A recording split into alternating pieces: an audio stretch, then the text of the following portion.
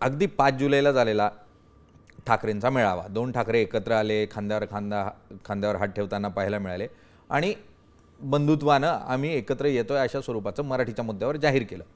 आणि त्यानंतर प्रश्न तयार झाला की एकनाथ शिंदेच्या सेनेला एक मोठा धक्का बसला आहे आणि त्यामुळे एक बिथरलेलं वातावरण आहे. आत खूप मोठी चर्चा होती आहे की याला सामोरं कसं जायचं, आपण काहीतरी केलं पाहिजे.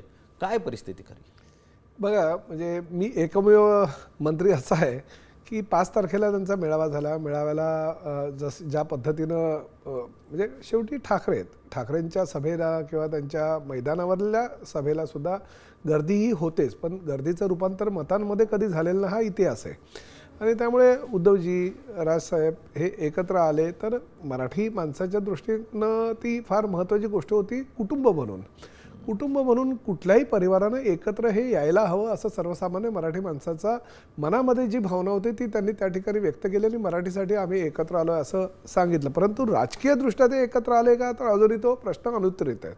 त्यामुळे राजकीयदृष्ट्या आम्हाला काय परिणाम होणार किंवा आमच्या पक्षाला काय फरक पडणार हे तर तुम्हाला कल्पना आहे की ज्यावेळेस युती राजकीयदृष्ट्या त्यांची होईल त्याच वेळेस आम्ही त्या विषयावर बोलू शकू.